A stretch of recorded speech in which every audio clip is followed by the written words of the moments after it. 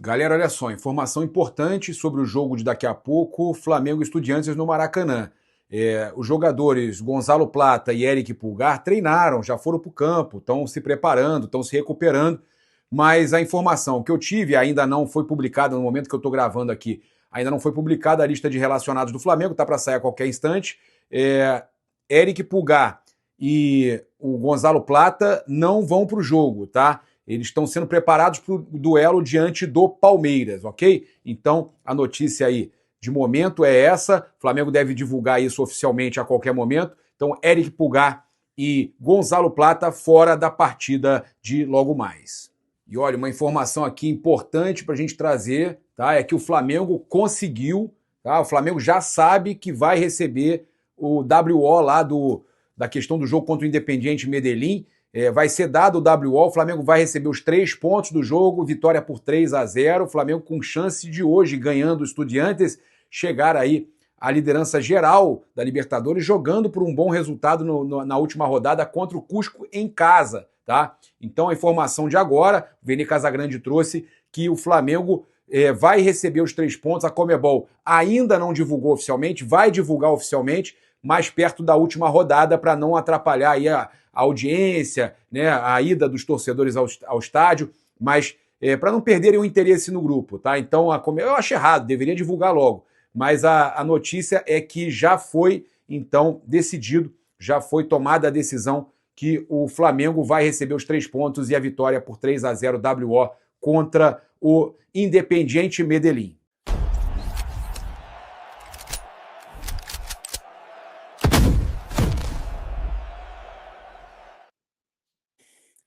Fala galera, saudações rubro-negras, isso aqui é Flamengo, muito bem-vindos aí ao canal Paparazzo Rubro-Negro. Você que está chegando, eu convido a seguir, curtir, compartilhar em todas as plataformas. Também já aviso que a transmissão hoje é na Paramount Plus, meus amigos da Paramount Plus, estamos aqui com eles, né? Um abraço para o Guilherme, que sempre agiliza esse contato aí para a gente fazer essa transmissão bacana com o narrador do jogo. Aí, pô, a honra, canal Paparazzo Rubro-Negro recebendo aqui o narrador. Marcelo, um prazer aí tá te recebendo aqui, tá fazendo um trabalho cada vez melhor, arrebentando. Eu quero já de cara começar falando contigo assim, expectativas, a Copa do Mundo chegando, reta final de fase de grupos de Libertadores, Neymar convocado, né? Eu acho que você, porra, curte muitos jogos lá na Vila e, porra, a gente sabe que, acho que, eu não sei como é, eu não cheguei a acompanhar, se você estava eu estava na torcida pro Neymar, que eu acho que craque tem que estar na Copa, né? E aí aproveita, já se apresenta para a galera aí, fala como é que está a sua expectativa para a Copa e para a Copa Libertadores agora, reta final de fase de grupos.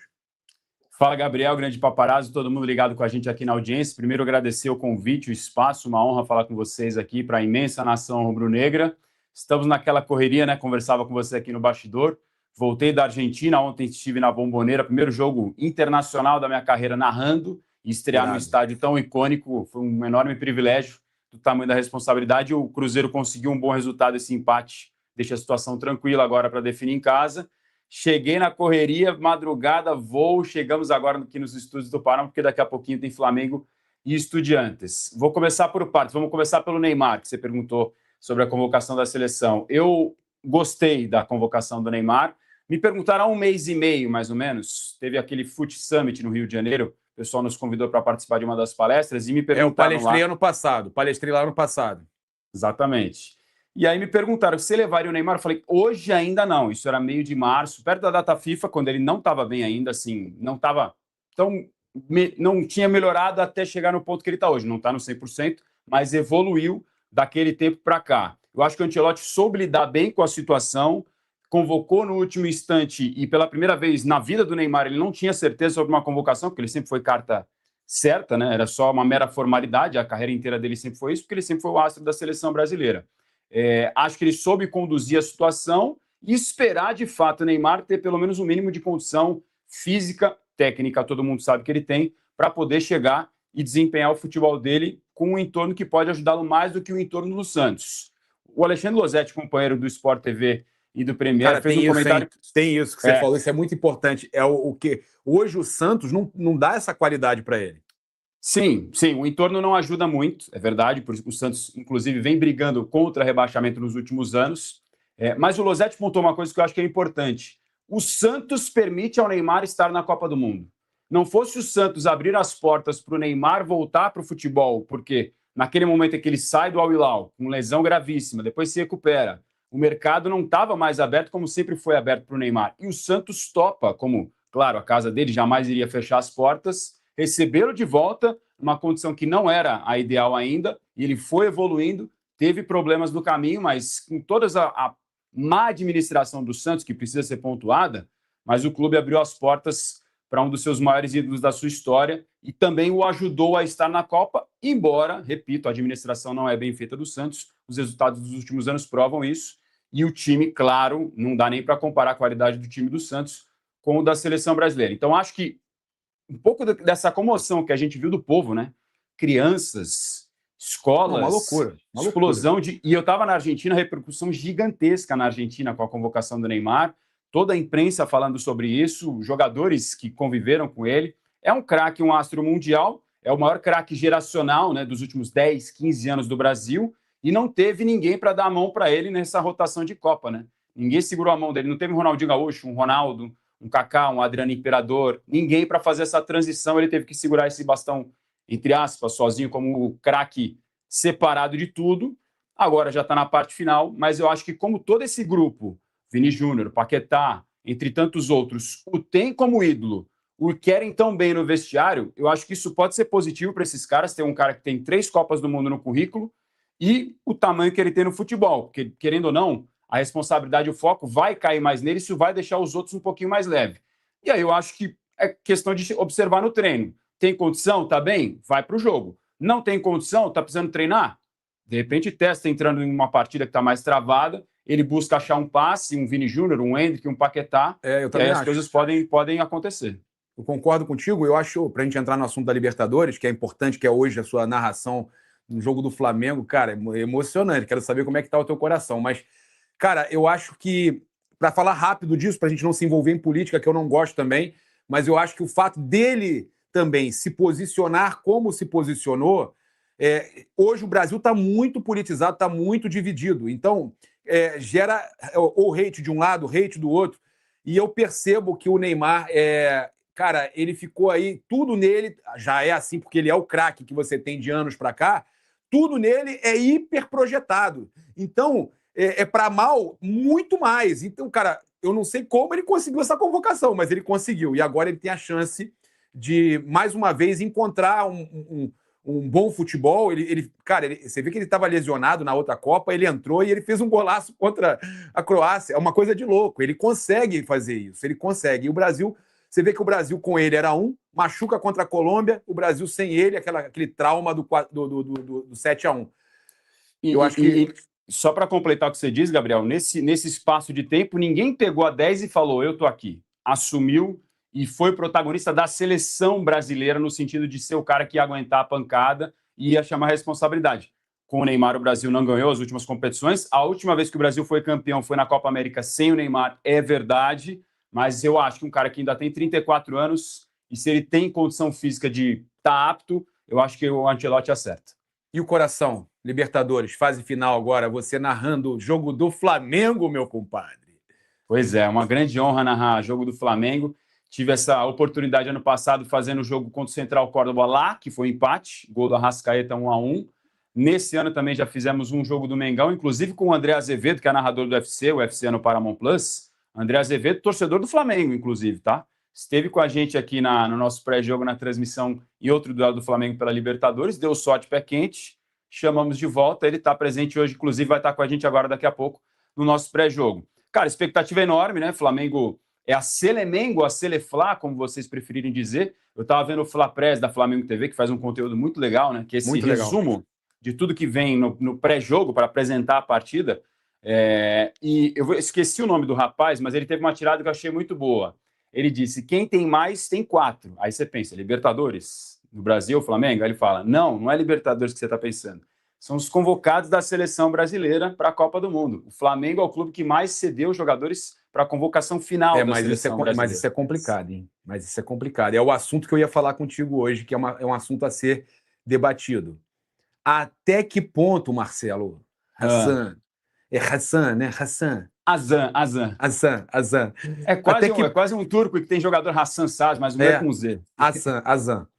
Até que ponto, Marcelo Azan, a gente tem aí a convocação sendo benéfica para o Flamengo? Até que ponto esses jogadores, esses 9 atletas que o Flamengo tem já na Copa do Mundo, 9, não vão tirar o pé nesses jogos que tem de Libertadores e Brasileirão? Há essa preocupação. E não é uma coisa incomum, tá? O próprio o Leonardo Jardim falou isso na coletiva, que é uma preocupação grande no Flamengo. E que os clubes que ele... Você viu? Não sei se chegou a ver a declaração dele. Não vi essa declaração, não. Dos clubes que ele passou, ele percebia isso, que quando estava perto de uma competição importante, convocação e tal, que é normal, é natural o jogador se sentir preocupado, né? Não é...